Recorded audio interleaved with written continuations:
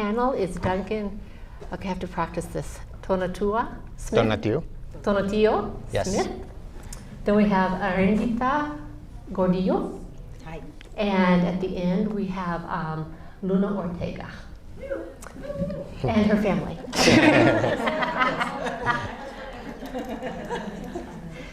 So anyway, we're just going to start by hearing everyone's background. So let me know a little bit about basically how your parents got here, or grandparents, their arrival to San Miguel. That would be the foreign part of the family, and a little bit about the Mexican part. And so we're going to start right here with Duncan. Sure. Hi, everyone. Very happy to be a part of this panel. So my dad, he was the first one. He was American, and he was the first one to come to Mexico from his family. He was, came in either 69 or the early, or 1970. I can't remember the exact year. And he had, a beard, long hair, drove a VW van. And he was supposed to be in Mexico for like a month, and he ended up staying for more than 50 years.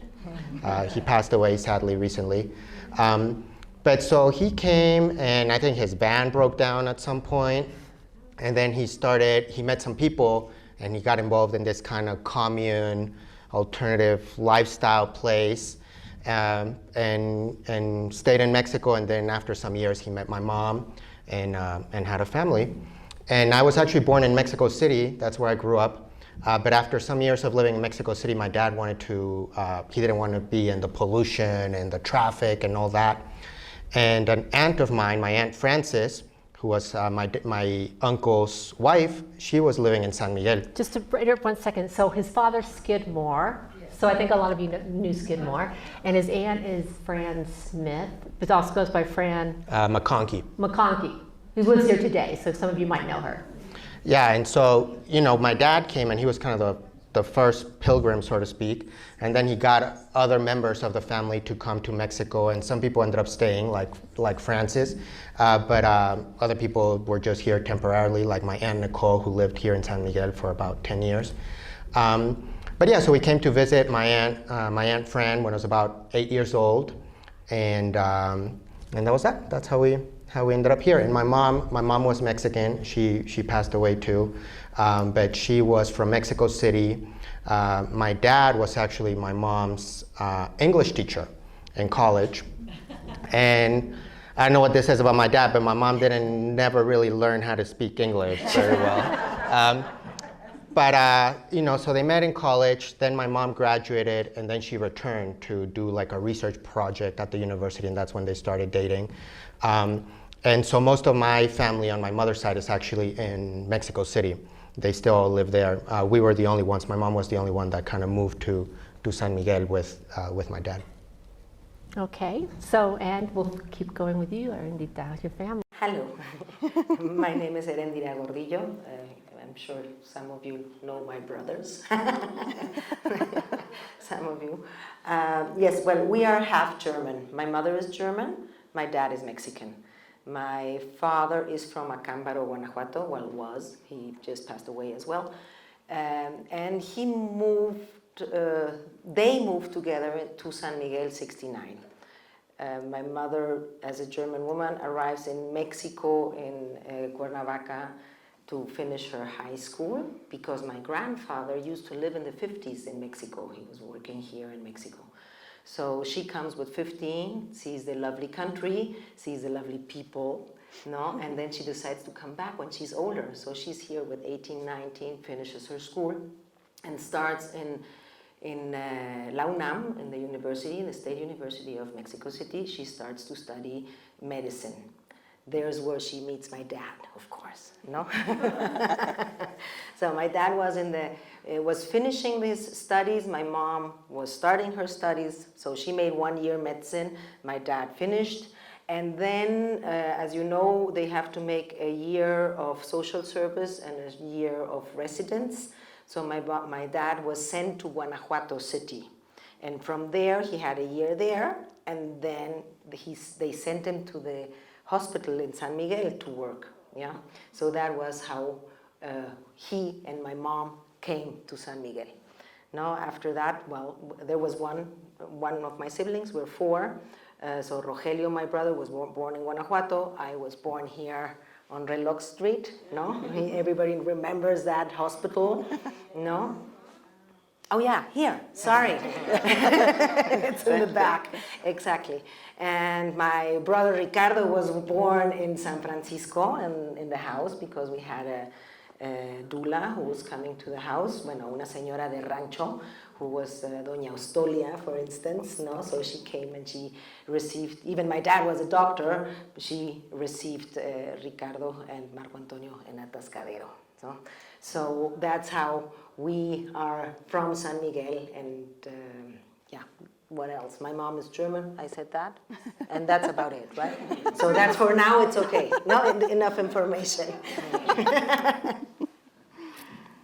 Hello. Let's see. My family goes way back to my great-grandmother, who moved here in the early 60s. She decided to drive down. She knew other people who were living here. And she was also an artist, so she decided that this was the place to retire early in life and come live here. And soon after, my grandmother followed with my grandfather, my mom, and my aunt, who are sitting right there. They grew up here, only went back to college, really. My mom didn't even finish college, and she came back here because she had already met my dad, who's local from San Miguel, and she came back to marry the Mexican guy. And my Aunt Cece did stay in the States for longer. She went to college. She stayed there for several years working, eventually also returned to where home was really at, and also married a Mexican. So I'm one of 3 siblings. We were all born here in San Miguel. My brother was born in the Reloj Hospital. I was born at home, and my sister was born in your family's In the hospital, clinic, yeah. in Hidalgo 28. So there's a small world for you. Oh my God, yeah.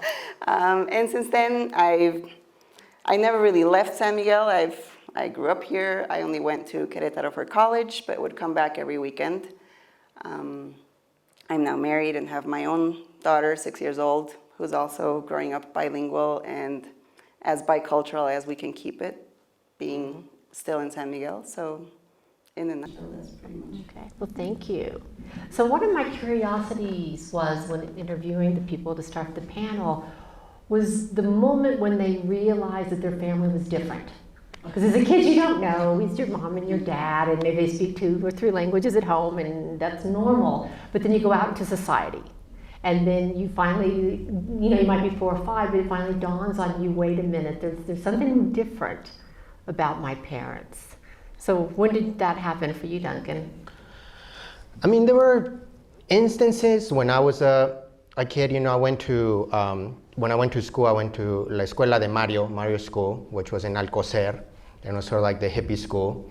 And there were other kids that were also bicultural, like my good friend Pancho, his dad was American, his mother was Mexican. So it wasn't like I didn't stand out. But in my neighborhood, we used to live in San Antonio, and then there I stood out a little bit more just because my dad was American, and so the kids would ask me sometimes like, oh, can you, speak in English or say something? What does that song say?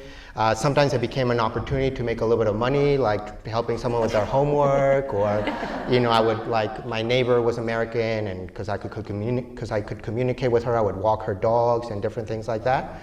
But I never felt too out of place in San Miguel, I never felt like too different, I guess because there were other kids like me. But to me, it was more later on as an adult, because I went to school in the United States, and kind of the longer I lived in the United States, kind of the more I recognized how unique and special San Miguel was, and unique and special Mexican culture was. And so for me, it was kind of then that I sort of saw my biculturalism, and it became a big influence in my artwork. I write and illustrate children's books, so it became a big theme for the books that I do. So to me, there were instances as a kid, but it was really more as an adult that I kind of thought more about it. Erendira? Okay, I'm thinking, how was it different? Well, my mom was a head taller than my dad, starting with that. My mom was white. I mean, blue eyes, very German looking. My dad is, she is, and my dad is very Mexican looking. And then this woman was walking with 4 kids behind her, and she with a step like that. I mean, she's German. I'm sure you know her, or some of you know her. Now she's a little bit older, and you don't see it that much. But as we were kids, she was a general. So yeah, we were different somehow. And then she was starting to bark German. So that's what they told us, right? So German is a language that is maybe a little bit stronger. I don't feel it like that. I think it's a beautiful language, but it's hard. And when Mom was giving indications, probably it was like that, no? Like, mach dies und mach das und geh jetzt hier und wo bist du und warum bist du da? No? So, yeah, we could feel a little bit different than the others, put it that way. In San Miguel, maybe not, or less, because it's this multiculti town, no? It has always been like that. We have always hippies, neo-hippies, people from other countries, this and that. So basically, probably not. But we grew up in Puebla, and there's where you could see the difference, especially when you were going to other places like the market or something like that, no? Or you were going where the environment was more Mexican. So yeah, I mean, I think we had, I was thinking that I was different. And after that, when I was a teenager, I told that the other day, talking to Kris, we were on vacations in Zipolite and Puerto Escondido, and 14, 15 years old, bikini, lots of kids, everybody, foreigners, right? And we could communicate in English, in Spanish, and in German. So that was fantastic. And in that moment, I was fascinated, and my brother Rogelio as well. I mean, my other brothers were a little bit smaller, so maybe they didn't take it like that. But us as teenagers, feeling that we can communicate more than being different, no, that was amazing. And well, so that's like a little part, no? So for you, Luna? I think mainly the school. We were privileged to go to Jose Vasconcelos, which was the only real bilingual school in town. And so I think that there definitely made us different than other kids. And especially the block where we lived, only Mexicans, right downtown on Loreto Street. Not a single, maybe one other American lived on the whole block, and my mom. And yeah, I think walking around town with my mom, going to the market, and everybody else kind of looking at us in a weird way because we would speak English, but also mixing English and Spanish so easily and just without even thinking about it, that we would kind of get like signaled out like, oh, look, they're not speaking Spanish. They're gringos, and they go to the gringo school. And yet we had a great relationship with all of our neighbors who were all, it was a house full of maybe 10, 12 kids who we were fortunate to grow up with, and we just tore down the street together, and we were a whole team of just friends and pals who could just walk into each other's homes without even knocking, without even asking if there was anybody there to play with, because we knew there was always somebody there. So it was, I think we didn't really feel so left out, except when we had to tell people where we went to school. Oh, yeah. And it was so you're a gringo? It's like, no, we're not gringos.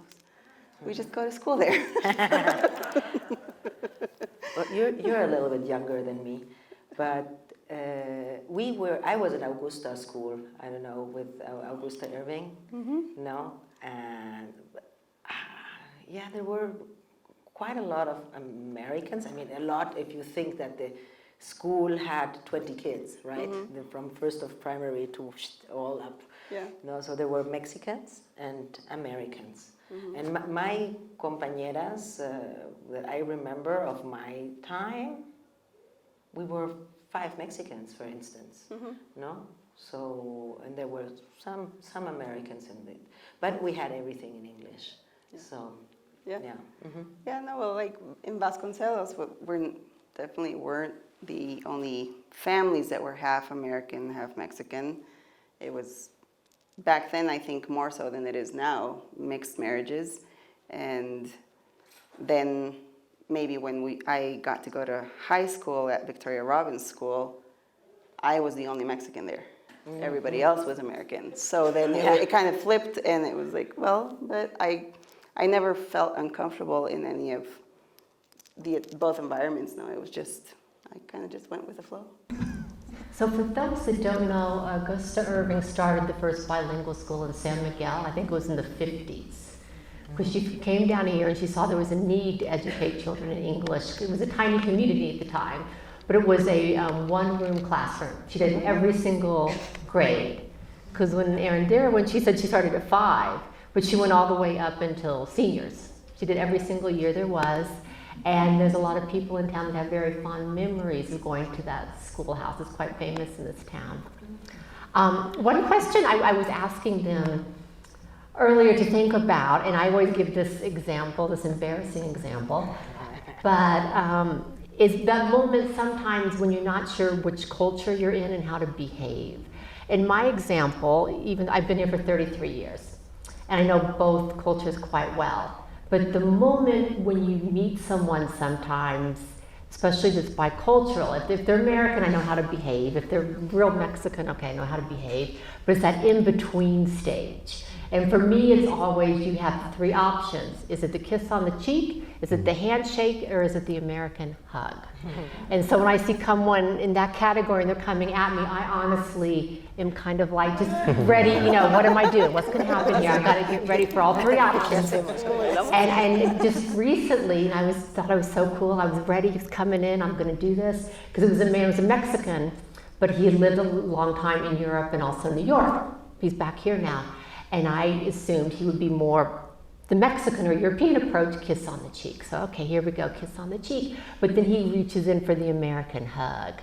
And so I end up kissing his neck, which is a very awkward moment, to say the least, an acquaintance. And it happens to me all the time. So my question to you is, I really have a problem with that initial greeting with people that are bicultural. Where do we go? So my question to you guys is, do you have that sometimes awkward moment where you're caught between the 2 cultures, where you're not sure to behave this way or that way? Or maybe it's just me. I don't know, Duncan?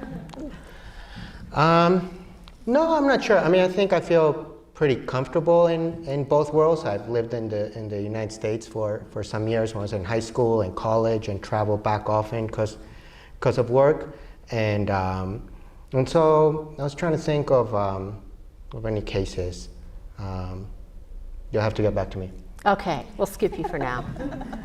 Oh, okay.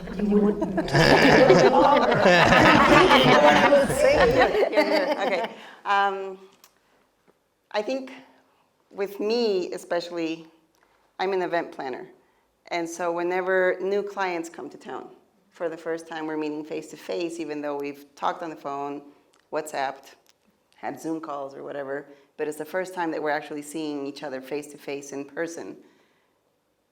I naturally just want to reach out and hug somebody to say hello, and the kiss on the cheek. And it's not always welcoming. It's not always sometimes oh, okay. And I have to think twice before I just fully go and hug them hey. Well, for me it's a little bit different. I think that I know how to behave with Americans or Canadians. The Germans is a little bit different. Mm-hmm. Who's laughing there?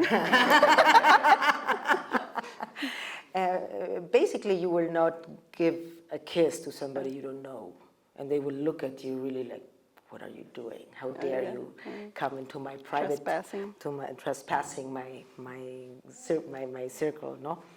And in Mexico, yeah, you come and hi and kiss and hug, and well, and if it's a kiss in the neck, okay. No, I mean, we would not worry that much, right? But definitely with the Germans, it's not like that. So you look them into the eyes and say hello, very formal. Or not even the handshake, no? No, yes, I think yes. Well, depends where, but I think it's necessary to do that, no? Now, me as a kid, I don't know, but I can tell you about my son Daniel. I lived in Germany 10 years, and then I came back to San Miguel 13 years ago now, already, long time.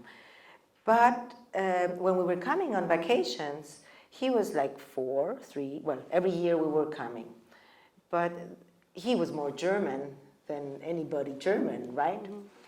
And then you imagine a little kid with his little blonde hair, a little bit curly, blue eyes, and he stands there, and then comes la tía or la amiga de la tía. ¡Ay, qué bonito! ¿Cómo estás, mijo? And he was like, oh my God. Even my mom, no, basically, that they're not accustomed to that physical proximity, right? So then he went, Mom, I don't like that. They're kissing me and I don't like it. And I said, so you look at them in the eyes, put the hand out, look at them and say hello, really formal. Well, that worked like one time until the next lady came and pushed the hand away, took him and, ay, qué bonito estás, mijo, no? So, yeah, probably that's why he's so reserved now. Or he likes to kiss. I don't know. Have you thought of something? We can skip you. No, I mean, I was trying to think. One thing I sometimes think about is sort of language, because I find myself speaking English with certain people, Spanish with certain people that speak both. And I'm not sure what kind of determines that, Like with my kids, I always speak in Spanish. My wife, she speaks to them in English. And I think that's something that I did as a kid, and I feel really helped me to kind of acquire both languages. But I have like a cousin, and I speak with him in Spanish, but with his brother I talk in English. And I'm not kind of quite sure maybe it's like that first impression that sometimes happens or something that determines that. But that's something where I sometimes may feel that sort of, do we talk in English? Do we talk in Spanish? Yeah. I'm not sure. And I was surprised, Erendira told me yesterday that she still speaks with her brothers in German, which was, I guess, their childhood language together in the house. But I was surprised to hear that. It's also nice. Yes, of course. I mean, after my mom, she put it really into us that we have to speak German between us. And it's very easy. I think it comes a point when my mom was working, when we leave San Miguel, we live in Puebla, my mom works.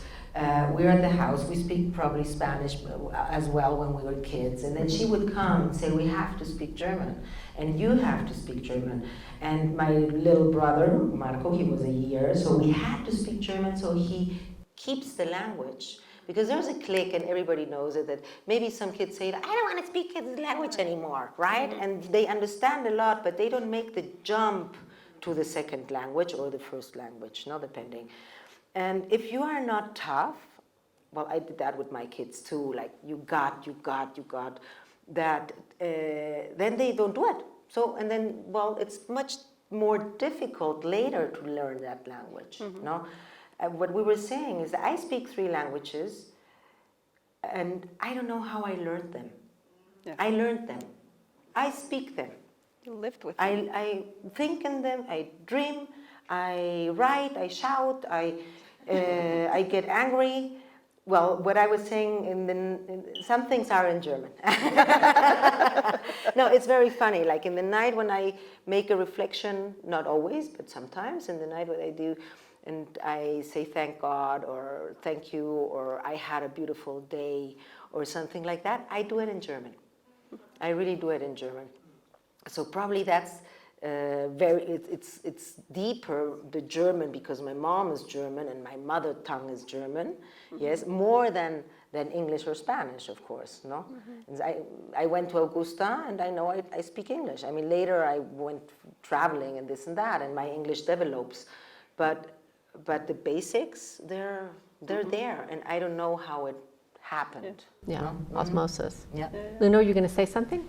No, that too, just like not really having to think what language you're speaking in at the moment. It just comes. And like Duncan said, though, there's certain people who you just have to speak Spanish to or English to, or you can switch back and forth and there won't be a problem. They'll follow the conversation easily.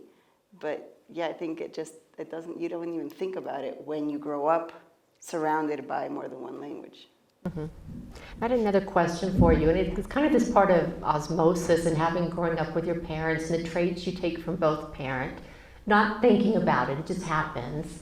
And for example, my father's family is German, but it's 100 years since the old country, but it does Germanic traits, and I have it with like, oh no, this paper needs to be like this. Straight. So everything, the edges have to be straight, and just little bitty things like that. And it annoys me. It's like, oh my God, this is 100 years ago when the family came from Germany, but I have very Germanic traits. So we'll start with you, unless you want to pass. And what's a trait that you recognize in yourself and you're like, oh my God, that's so Mexican, or oh my God, that's so American? I'm not sure. I mean, I was trying to, one thing that I was thinking of, and well, I don't know. I was trying to think of like things that sort of going back a little bit to the standing out thing in some way. But I was trying to think of like my mom and some things that stood out. And she would sometimes complain that we would get the gringo price, the American price. That was one of the things that like if there was ever a construction work or something, it's like, es que ven a tu papá, it's your dad that is American, they want to give us the gringo price and stuff like that. So maybe that's an answer to a different question, but I thought that was interesting. It's a good answer, though. Yeah. Can you repeat the question? The question is traits that you got from your parents. Okay, I do remember. I do remember. It was a bad joke. What do I like of Mexican? Not that you like, but that you notice in yourself. Yeah. It just happens. Yeah. It's family, fiesta, reunion, open the door and my cousin comes with 10. And like, oh, ya llegué. I mean, she brings like a big pot of rice and frijoles y tortillas, but probably then there is everybody together. Like, or on Sunday morning, it's like, you want to come for breakfast? It's in 10 minutes, it's served. And, right? My sister-in-law sitting there, so she makes the most beautiful breakfasts. But like that part, like this Mexican community or music, being together, that is for me very Mexican, that I didn't appreciate or I didn't see very much in the German part, right? And I lived 10 years in Germany, in different parts of Germany. And I can say maybe the last 4 years I lived in Bavaria, in the very south border with Austria, little town like this. There was a little bit more community, no? So, and that could, but it's not the same as the Mexicans, no? But well, that's something that's very Mexican, and that also brought me back after living 10 years in Germany. I said, like, I can't live in a country where everything is very separate, where everything is very straight. So, yeah. So now, and for the German part, what part of me is German? Punctuality. No, when I have to be punctual, I am. I swear to God, right? Yeah, that's one time every 10 years, but no. Yeah, no, my teaching. No. I think there are lots of things. I'm quite square, like teaching. I do the aqua aerobics. Some of you know me about that, so I go aqua aerobics every day. And they say that I'm quite hard, right? I've heard that, actually. Yeah, that I have a very German way to do it. But Yeah, well, I like some things that are really square, and I think that's my German part. Yeah, but that's it. I think with me, the Mexican part that I think I've embraced the most and that I really look up to, yes, this part of reunion, family, closeness and everything, but also just the friendliness and making sure to say hello to everybody. And just if you're walking down the street, even if you don't know the person that's walking in front of you, buenos dias, just I love it. greeting everybody as you go and always smiling. That's something that a lot of people always, they always mention it, like, you never stop smiling.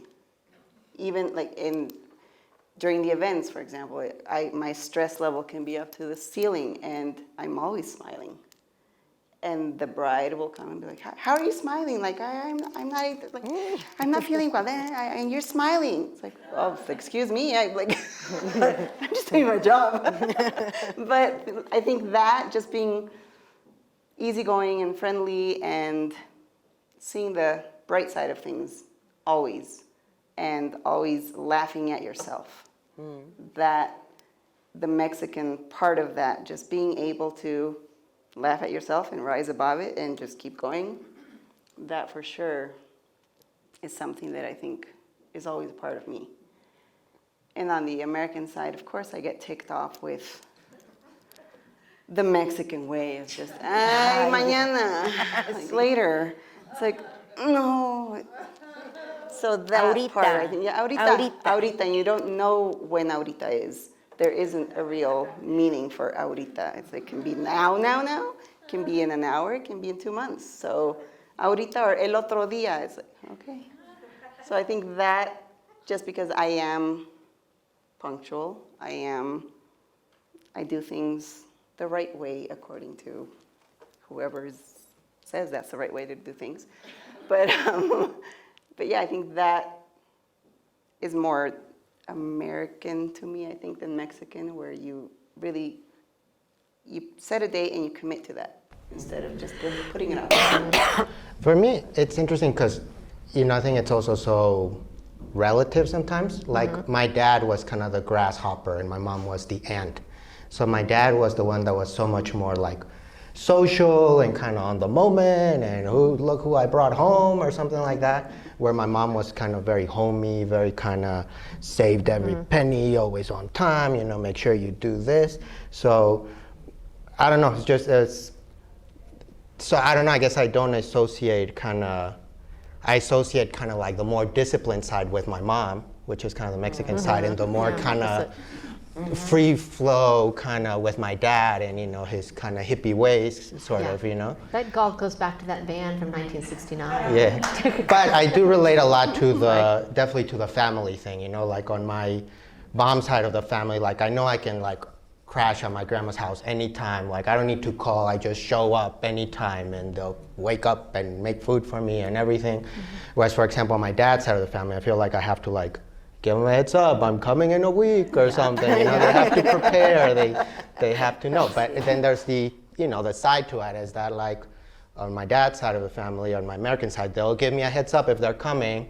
On my mom's side of the family, sometimes just open the door and like all the tias and primos and everyone's kind of there, So I definitely relate to that. Yes. So I was asking Duncan the other day, because he's gone to the States and went to school in New York at Parsons. If you don't know his work, he illustrates these amazing children's books, which is about Mexico and Mexican-American culture.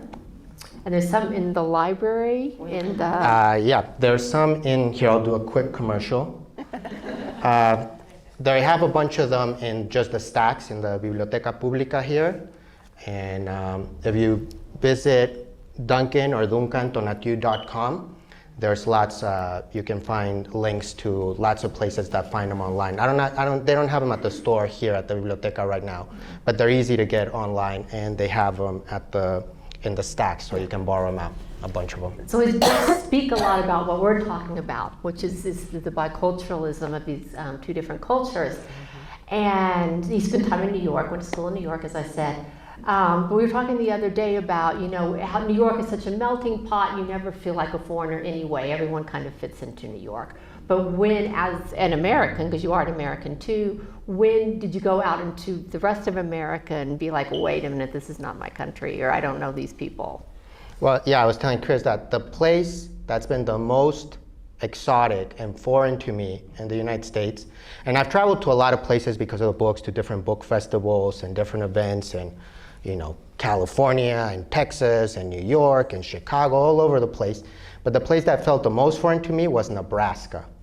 Nebraska, I was like, this place is a little weird for me. Like, you know, I was there and I was at a book event and there were like kids with Bible quotes on their t-shirts, which, you know, I just wasn't used to it, nothing wrong with it, but I was just like, this is a little different than what I'm used to.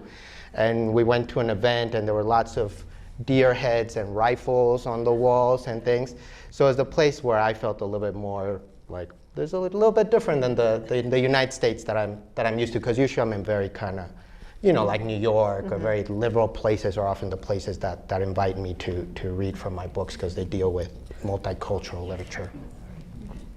So any other times for you ladies where you were in, let's say, Germany or the States and you don't even recognize the place, it's very foreign to you still? I never lived in the States. I would go visit or even do like just border runs to shop because it wasn't easy finding big shoes in San Miguel, big feet, the American side. Just shopping at the border or visiting family on the East Coast. And I think I never really had the desire to live in the States.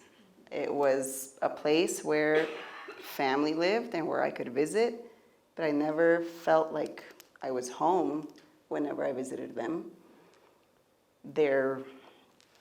I think just general ways of doing things, of going about life every single day, wasn't really my cup of tea. It was like, there's fun missing.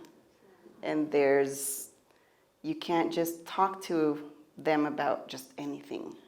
Like, at least that's like the experiences that I would have whenever I visited family, or when I did go up just to the border shopping and whatnot, running into other Mexicans who would pretend they didn't speak Spanish. It was like, oh, please, like, I know you. Like, you live in San Miguel, don't come and tell me you don't speak Spanish. And so I think just that, and when I was growing up, it definitely felt like Mexicans were never good enough for Americans, at least where we visited or where we would get to visit. And it was just like, well, no, I never wanted to go and live in the States. This is home to me. And I'm a Mexican. I'm not even a dual citizenship. So this is home. But for me, it's funny. I mean, I'm half German. My mother is German. But I'm Mexican. Well, I was Mexican. I don't know, but you want to go fast in that? It's like, when I was born, the Germany said, German woman married to a Mexican kids, okay? If my mom wouldn't have been German and had kids, the kids would be German, right? Okay, they were married, so we were not German. And then I married a German after, when I was 30. But I was just going to say, to clarify what you told me the other day, so when her mother married her Mexican father, was her citizenship My mom taken away? was German. No. She was German when she married. Okay? Yes, but I'm saying, but legally afterwards? Later in her life, in the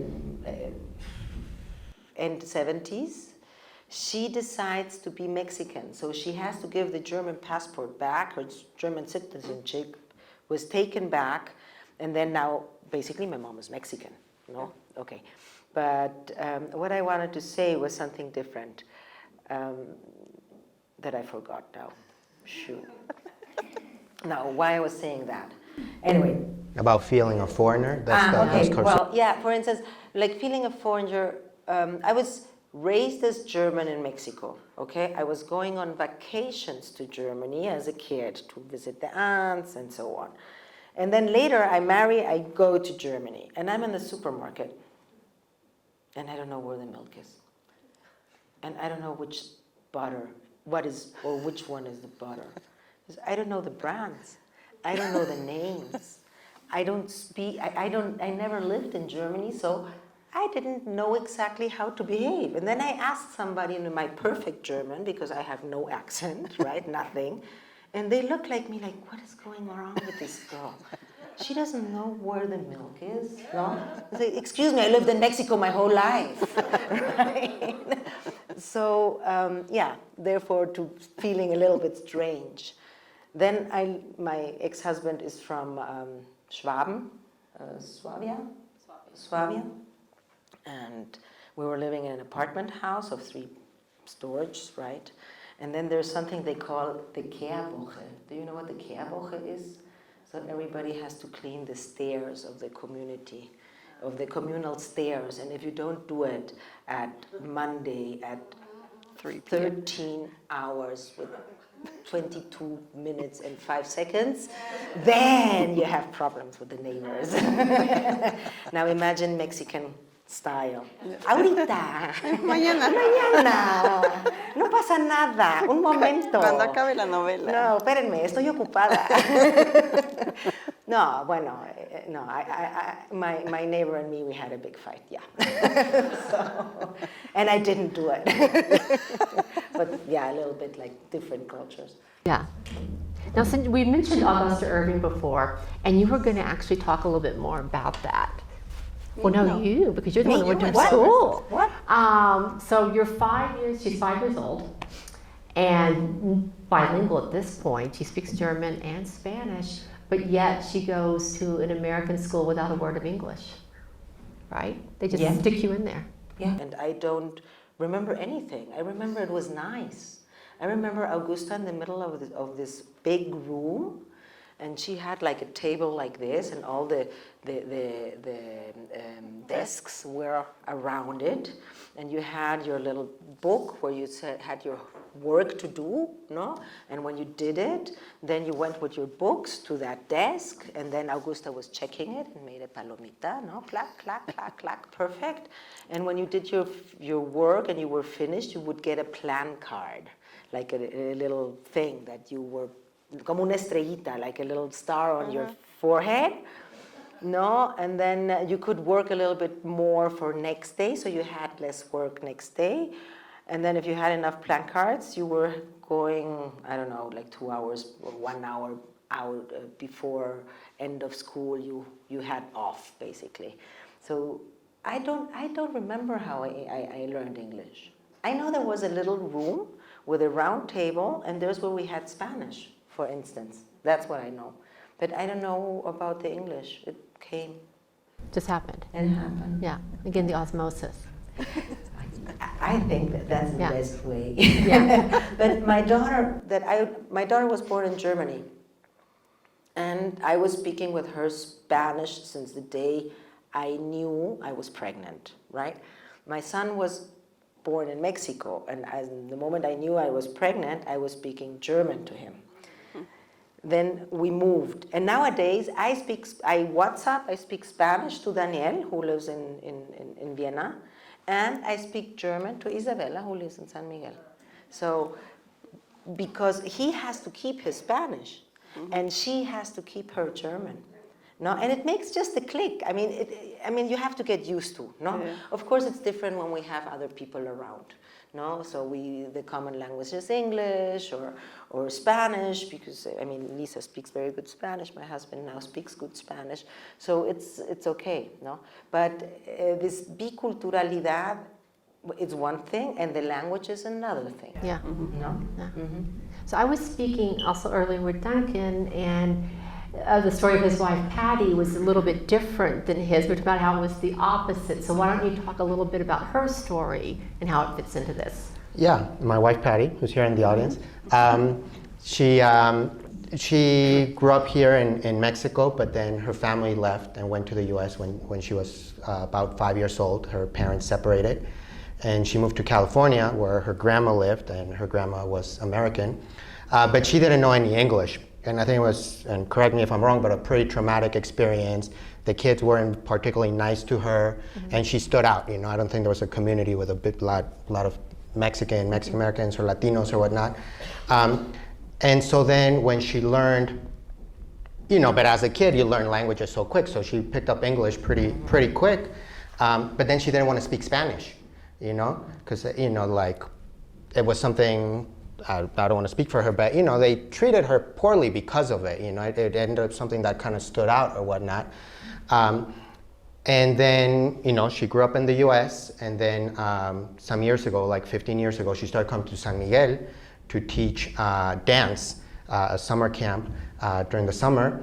But she didn't know any Spanish. She had lost it all, so she kind of reacquired her English. Her Spanish coming back to San Miguel. But so sometimes her Spanish has improved tremendously, but she still sometimes has a little bit of an accent. And so I think sometimes, like people will be like, well, where are you from? Or, why do you talk like that? Or whatnot.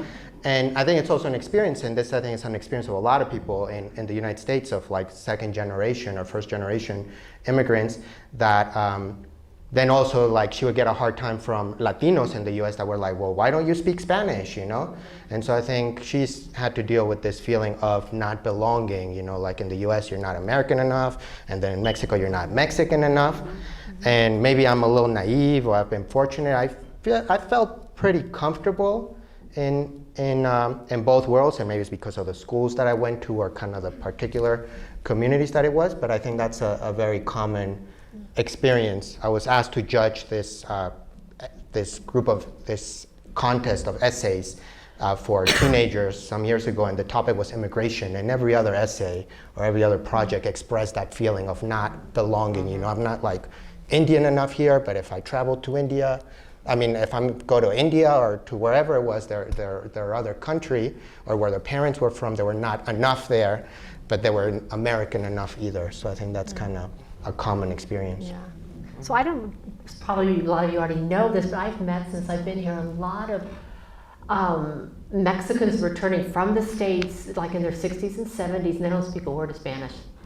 And they were part of that generation where their parents went up there and they did not want their kids to speak Spanish because they thought it would hold them back. And so they're coming here and they're just trying to really understand who they are, what their language is, what their culture is. But I think, and you guys are a great example of how this new generation is not doing that. Because you're speaking, all of you, different languages with your kids. So you speak English with your daughter, you said? If I get that right? I usually speak in Spanish with them, and then my wife speaks in English with them. Yeah. And yeah, it's fascinating. They speak both very well, and I'm surprised also by reading. Like my daughter, she reads pretty well.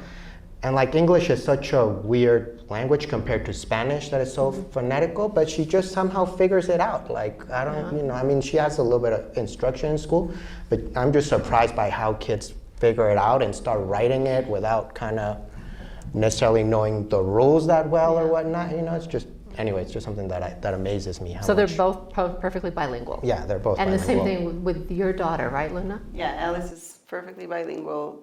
She reads and writes in Spanish, and right now she's starting to explore reading in English and writing in English. She'll try it now and then, but I think it is her second language, I guess, because both my husband and I speak Spanish, but I try to speak to her in English. My mom speaks to her in English mostly.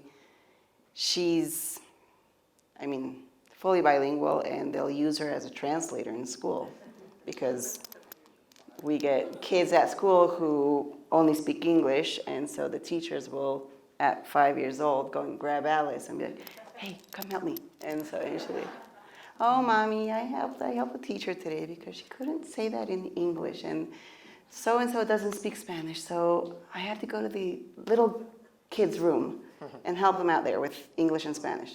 So, but it comes naturally. No, I think, being here for a long time, growing up here, we do live kind of in a bubble. And when I leave San Miguel, and I might say something which would be so San Miguel, and then in the States, for example, and then I have to stop myself. I was like, wait a minute, I live in this alternate universe in San Miguel. This is not normal the conversations a lot of times we have in this town. And I have to like catch myself because then people always look at me like I'm crazy when I start to tell just a normal San Miguel story. Because I mean, we all know those stories, right? And then you'll be like, oh, wait a minute, this, you know, I'm in a different place now. And so I kind of have to be careful what I say because people don't understand this world we've created. And for a lot of us that have, even foreigners that have immersed ourselves into this culture, it is this weird little world that is perfectly bicultural and bilingual, and we all understand each other, but we have to understand that we are really just kind of even a small minority. And that we don't, you know, but that's just wonderful community that kind of came about, if those that don't know the history, that started after World War II with the GI Bill and when the first foreigners started coming here. And a number of them started marrying. The intermarriage started in the late 40s, early 50s, and it continues to this day. And so you come here, you just maybe think, well, that's just Mexico, but it's not Mexico. This is a very, very unique dynamic here in San Miguel, due to all the foreigners that have been coming here for so long, and hence the parents of these kids. But I want to talk about this a little bit, about also when you go out into the world, that you just finally, when you realize that we live in a very special place. Yeah, I mean, I think San Miguel is very special, but one thing I was thinking also when you're talking, it's also just how much more the world is interconnected now. Like I feel when I was younger, it's so much harder to get access to certain things, and I think that also makes it easier for kids to be bicultural or whatnot. You know, like when I was a kid, I wanted a skateboard, and it was like the holy grail. You had to go to this tiny shop in Querétaro, or you know, I wanted like a rap CD, and to get a rap, you had to go to the Tower Records in Mexico City or something, you know. And now, you know, like any music, any movie, anything is so easily accessible to children that I think, not to like take the magic out of San Miguel to power what a special place it is, but I think it's so much more, the world is so much more conducive to that. In my case, you know, I live here, but I work in the United States. For all effects, all the money I make is made in the United States, and all my books are sold there and whatnot, and that would have been hard to do 20 years ago or whatnot. You know, now with the internet and everything, it's super easy, and there's so many more, what are they called, like nomad workers or whatnot, you know. So I think the possibilities nowadays are a little different, but I do think that San Miguel, for me, like I said, as a kid growing up, I grew up in the 90s when I came to San Miguel, when we first moved here. And it was very different back then. It was a lot smaller, but I definitely felt that it was so normal to be part of two cultures or whatnot, and there were other kids like me. It wasn't something weird, and I think that's something that's happened in San Miguel for decades and decades. As I said, I felt more this difference when you were going, like in Puebla, no? I mean, Puebla is a big city, even there's a lot of Germans, because there was, well, in that time when we went, or the motive we went is because there was a German school there, and because my mom was working in a Volkswagen company. And so it was a little bit German, you know?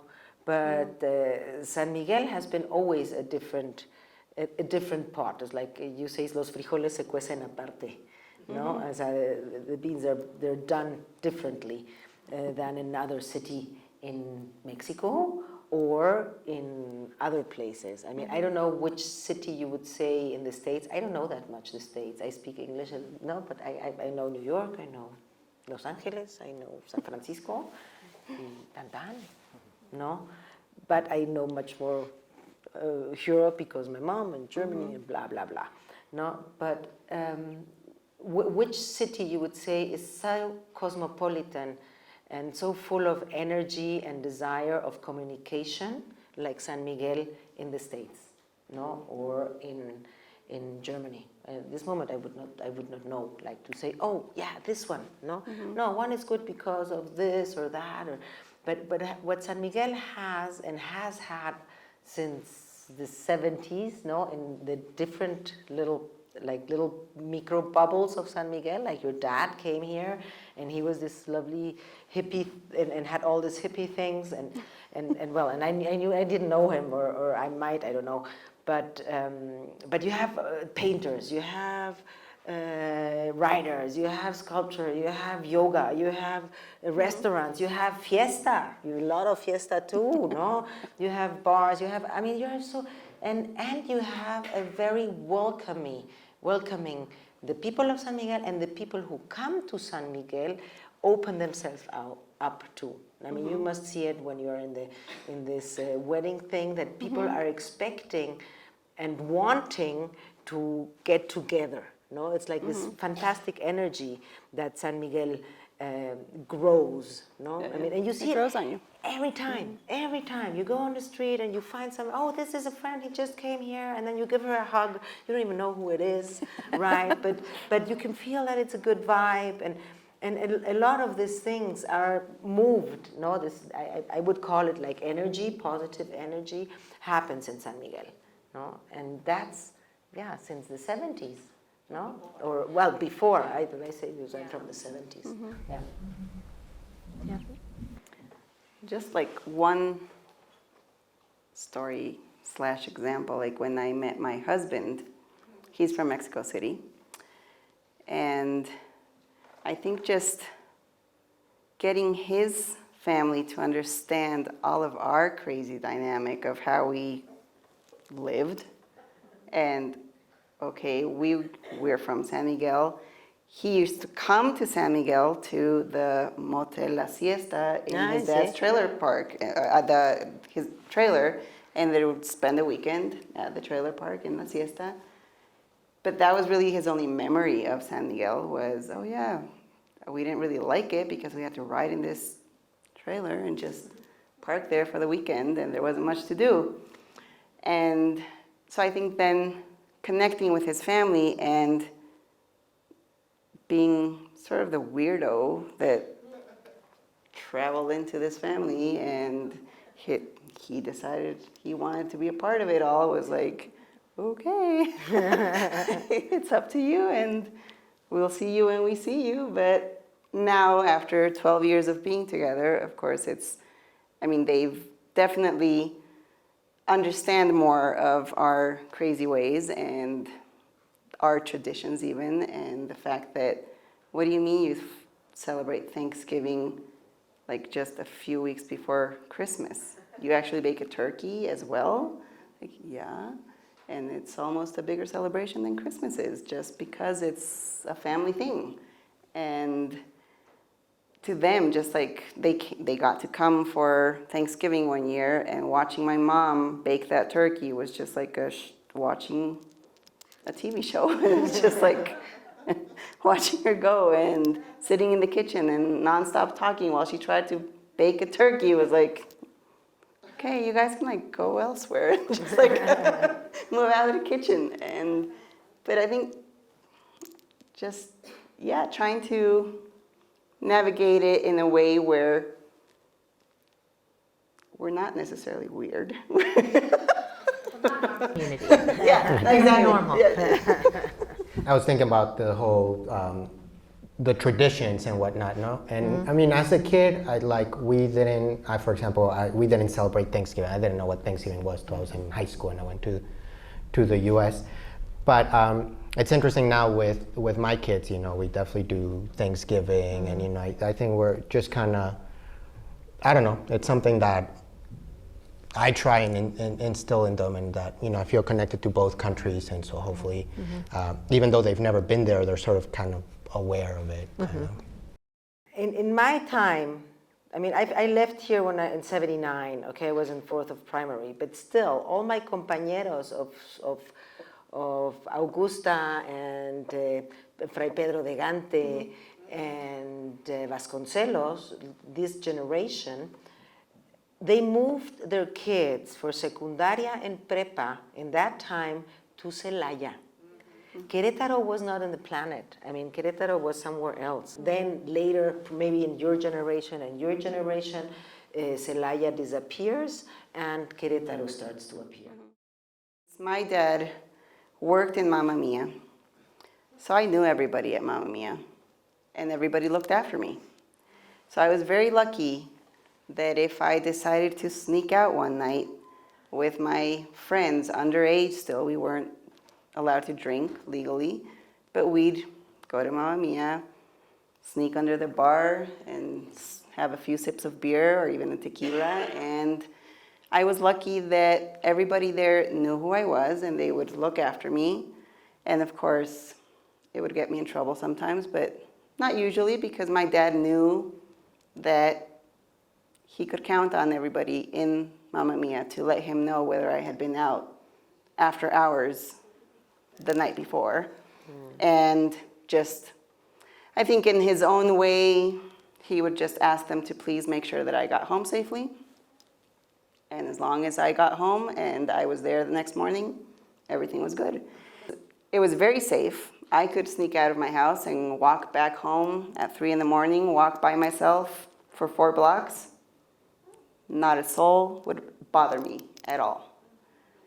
Right now, I wouldn't even dream of walking half a block by myself at midnight. I went to boarding school in the U.S. because I felt San Miguel was getting small for me at that time when I was a teenager. Like the kids in the neighborhood were getting a little too into gangs and, you know, things like that, sniffing glue and I don't know what, you know, and it just wasn't me. But then the kids at school were a little too fresa, too yuppie, and cared too much about the Armani t-shirts or the I don't know what. And I was like, I want to see the world. Like, there's got to be more to the world than this. So I guess sometimes San Miguel, with all its beauty, sometimes as a teenager, I did feel it was kind of small or limited. And there was always that. I mean, I wasn't a parent, but I can see how for parents it was such, you know, there was a lot of drinking. I think for San Miguel, it's a big drinking town for teenagers. So I spend a lot of time with my employees. A lot of them come from what we call the ranches in the countryside. So those are people I have long conversations with, very conservative, very religious.